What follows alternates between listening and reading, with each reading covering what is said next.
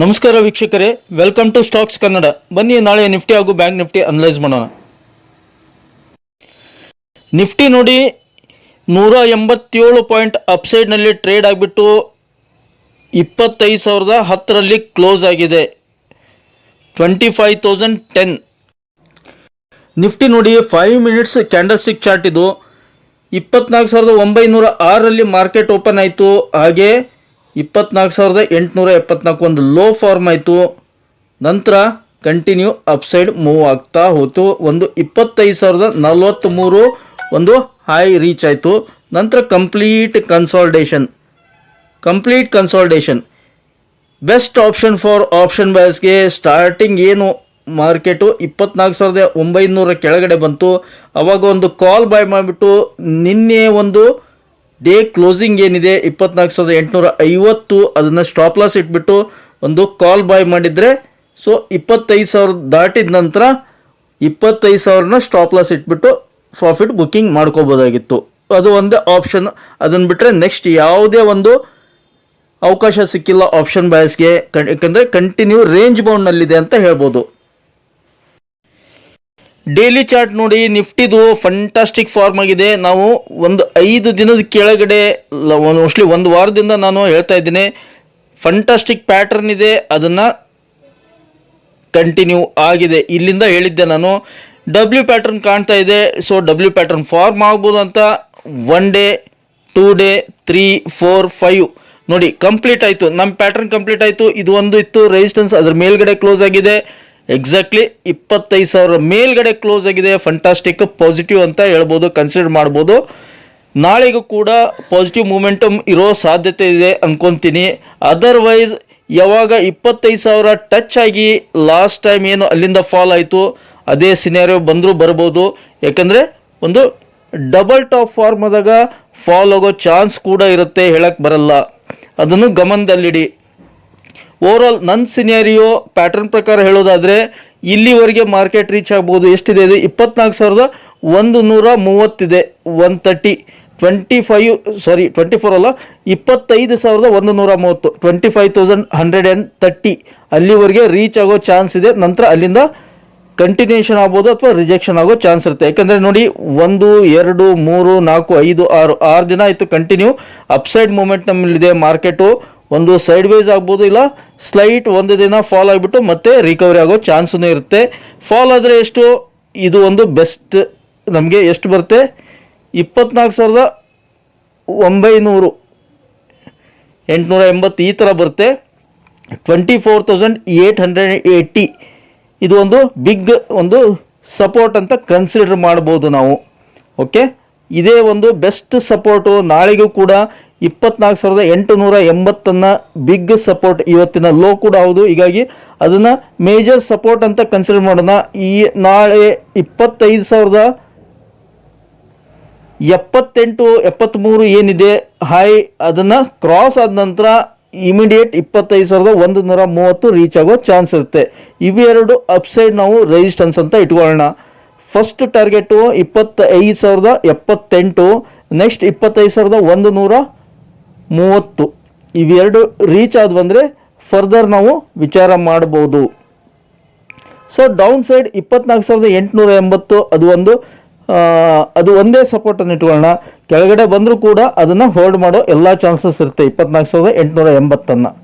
ಇನ್ನು weekly chart ಏನಿದೆ ನೋಡಿ, ಎಷ್ಟು ಚೆನ್ನಾಗಿ ಫಾರ್ಮ್ ಆಗಿದೆ. ನಮ್ಮದು ಟಾರ್ಗೆಟ್ ಎಲ್ಲ ರೀಚ್ ಆಯಿತು, ಗ್ಯಾಪ್ ಕವರ್ ಆಯಿತು. ಇಲ್ಲಿ ಬರ್ತಂದಿದೆ, ಇದು ರೀಚ್ ಆಯಿತು.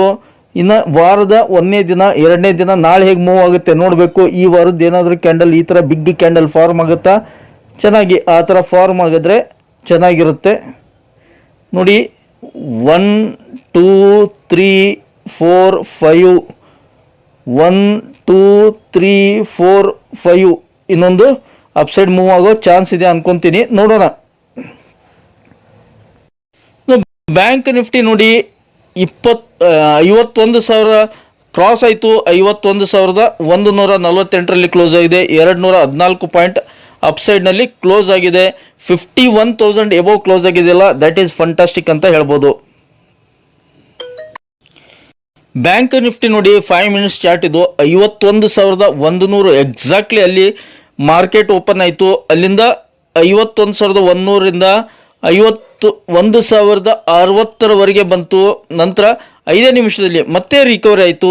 ಅಲ್ಲಿಂದ ತಿರುಗಿ ನೋಡಲಿಲ್ಲ, ಕಂಟಿನ್ಯೂ ಅಪ್ಸೈಡ್ ಮೂವ್ಮೆಂಟ್ ಆಗಿ ಒಂದು ಹೈ ಕ್ರಿಯೇಟ್ ಆಯಿತು. ಎಷ್ಟು? 51,317 317ವರೆಗೆ ರೀಚ್ ಆಯಿತು ಮಾರ್ಕೆಟ್.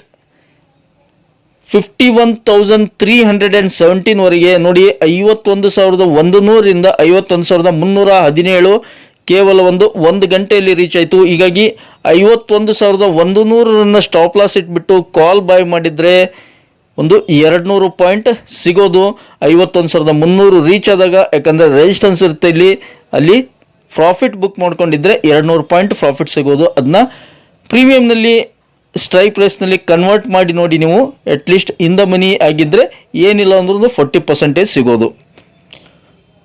ನಂತರ ಮಾರ್ಕೆಟ್ ಇಲ್ಲಿ ಒಂದು ಪುಟ್ ಬೈ ಮಾಡಲಿಕ್ಕೆ ಅವಕಾಶ ಕೊಟ್ಟಿದೆ. ದೋಸ್ ಹೂ ಆರ್ ಸ್ಮಾರ್ಟ್ ಪೀಪಲ್, 51,300ರಲ್ಲಿ ಒಂದು ಹ್ಯೂಜ್ ರೆಸಿಸ್ಟೆನ್ಸ್ ಇದೆ ಅಂತ ಯಾರಿಗೆ ಗೊತ್ತಿರುತ್ತೆ ಅವರು ಪುಟ್ ಬೈ ಮಾಡಿದರೆ 51,300 ಸ್ಟಾಪ್ ಲಾಸ್ ಇಟ್ಬಿಟ್ಟು ಪುಟ್ ಬೈ ಮಾಡಿದ ಒಂದು ರೆಡ್ ಕ್ಯಾಂಡಲ್ ಫಾರ್ಮ್ ಆದಾಗ ಪುಟ್ ಬೈ ಮಾಡಿದರೆ ನೋಡಿ ಚೆನ್ನಾಗಿ ಸಿಗೋದು. ಅದರ್ವೈಸ್ ಇಲ್ಲಿ ಒಂದು ಅವಕಾಶ ಇದೆ ಪುಟ್ ಬೈ ಮಾಡಲಿಕ್ಕೆ, ಯಾಕಂದರೆ ಇಲ್ಲಿ ಕನ್ಸಾಲ್ಟೇಷನ್ ನಂತರ ಫಾಲ್ ಆಗಿದೆ. ತೋರಿಸ್ತೀನಿ ನೋಡಿ, ಇಲ್ಲಿ ಕನ್ಸಾಲ್ಟೇಷನ್ ಆಗಿದೆ, ಕನ್ಸಾಲ್ಟೇಷನ್ ನಂತರ ಫಾಲ್ ಆಗಿದೆ. ಇಲ್ಲಿ ಪುಟ್ ಬೈ ಮಾಡಲಿಕ್ಕೂ ಒಂದು ಅವಕಾಶ ಸಿಕ್ತು, ಸ್ವಲ್ಪ ಪಾಯಿಂಟ್ ಸಿಗೋದು. ಈ ಥರ ಒಂದು 2 ಅವಕಾಶ ಕೊಟ್ಟಿದೆ ಬ್ಯಾಂಕ್ ನಿಫ್ಟಿಯಲ್ಲಿ ಆಪ್ಷನ್ ಟ್ರೇಡರ್ಸ್ಗೆ ಅಂತ ಹೇಳ್ಬೋದು. ಡೈಲಿ ಚಾರ್ಟ್ ನೋಡೋಣ.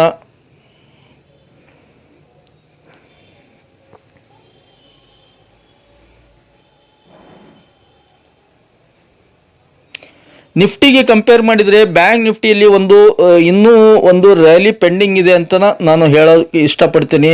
ಯಾಕಂದರೆ ಚಾರ್ಟ್ ಈಸ್ ಟೆಲ್ಲಿಂಗ್ ದ್ಯಾಟ್ ಇನ್ನೂ ಒಂದು ರ್ಯಾಲಿ ಪೆಂಡಿಂಗ್ ಇದೆ ನಿಫ್ಟಿ ಕಂಪೇರ್ ಮಾಡಿದರೆ. ನಿಫ್ಟಿ ಆಲ್ರೆಡಿ ಚೆನ್ನಾಗಿ ರೀಚ್ ಆಗಿದೆ 25,000, ಆದರೆ ಬ್ಯಾಂಕ್ ನಿಫ್ಟಿ ಇನ್ನೂ 52,000 ಕೂಡ ರೀಚ್ ಆಗಿಲ್ಲ. ಹೀಗಾಗಿ ಬ್ಯಾಂಕ್ ನಿಫ್ಟಿಯಲ್ಲಿ ಮೇಜರ್ ಒಂದು ರ್ಯಾಲಿ ಪೆಂಡಿಂಗ್ ಇದೆ ಅಂತ ಹೇಳ್ಬೋದು.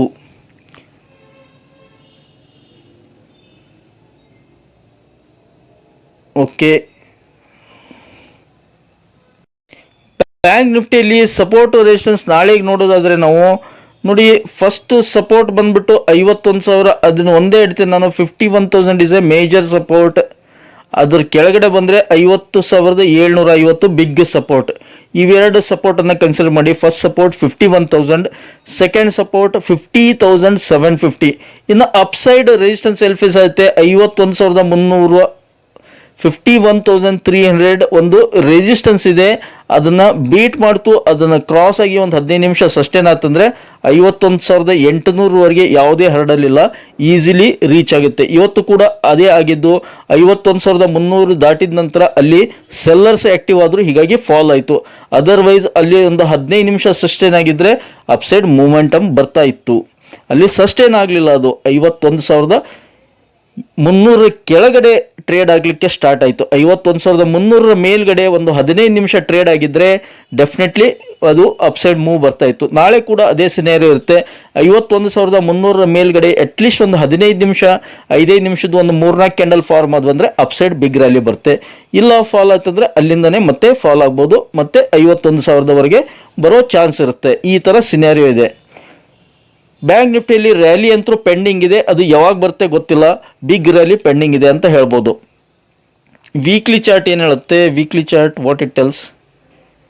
ಎಸ್ ನೋಡಿ, ನಿಫ್ಟಿಗೆ ಕಂಪೇರ್ ಮಾಡಿದರೆ ಬ್ಯಾಂಕ್ ನಿಫ್ಟಿಯಲ್ಲಿ ನೋಡಿ ತುಂಬ ಸ್ಲೋ ಮೂವ್ ಆಗ್ತಾಯಿದೆ. ಇಲ್ಲಿ ನೋಡಿ 2 ಬಿಗ್ ಬುಲ್ಲಿಶ್ ಹ್ಯಾಮರ್ ಕ್ಯಾಂಡಲ್ ಹೇಳಿದ್ದೆ, ಅದ್ರ ನೆಕ್ಸ್ಟ್ ಒಂದು ರ್ಯಾಲಿ ಬರುತ್ತೆ ಅಂದಿದೆ, ಅಪ್ಸೈಡ್ ಮೂವ್ ಬಂತು. ಓಕೆ, ಇದು ವಾರದ ಮೊದಲೇ ದಿನ ಡೋಜಿ ಕ್ಯಾಂಡಲ್ ಫಾರ್ಮ್ ಆಗಿದೆ. ಎಕ್ಸಾಕ್ಟ್ಲಿ ಒಂದು ರೆಸಿಸ್ಟೆನ್ಸ್ ಹತ್ರ ಬಂದಿದೆ.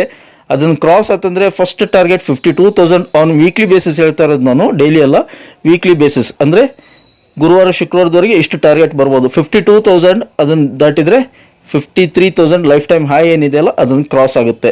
ಇನ್ನು ಕೆಳಗಡೆ ಸಪೋರ್ಟ್, ಈ ವೀಕ್ದು ಸಪೋರ್ಟ್ ಏನಿದೆ ಅದೇ ಓಕೆ 49,750 800 ಈ ಥರ ಬರುತ್ತೆ.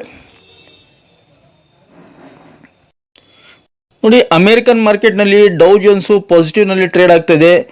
ಅರ್ಧ ಪರ್ಸೆಂಟೇಜ್ 184 ಪಾಯಿಂಟ್ ಪಾಸಿಟಿವ್ನಲ್ಲಿದೆ. ಆದರೆ S&P 500 ಮೈನಸ್ ಇದೆ. ಮತ್ತು ನಸ್ಡಾಕ್ ಹ್ಯೂಜ್ ಫಾಲ್ ಆಗ್ತಾ ಇದೆ. ಇದನ್ನು ಕನ್ಸಿಡರ್ ಮಾಡಬೇಕಾಗುತ್ತೆ. ಲೇಟ್ ನೈಟ್ ಏನಾದರೂ ಈ ನಸ್ಡಾಕ್ ಕಾರಣದಿಂದಾಗಿ ಡೌ ಜೋನ್ಸ್ ಫಾಲ್ ಆದರೂ ಆಗ್ಬೋದು.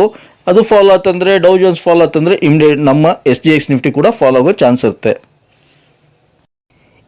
FIIs DIs ನೋಡಿ, FIIs ಪರವಾಗಿಲ್ಲ 483 ಕೋಟಿ ನೆಟ್ ಕ್ಯಾಶ್ ಬೈ ಮಾಡಿದ್ದಾರೆ. ಫ್ರೈಡೇ ಕೂಡ ಬೈ ಮಾಡಿದ್ರು, ಅದರ ಹಿಂದಿನ ದಿನ ಕೂಡ ಇವಾಗ ಕಂಟಿನ್ಯೂ ಬೈ ಮಾಡ್ತಾ ಇದ್ದಾರೆ. Well and good. ಇದು ನಮ್ಮ ಮಾರ್ಕೆಟ್ಗೆ ಪಾಸಿಟಿವ್ ಸೆಂಟಿಮೆಂಟ್ ಅಂತ ಕನ್ಸಿಡರ್ ಮಾಡ್ಬೋದು.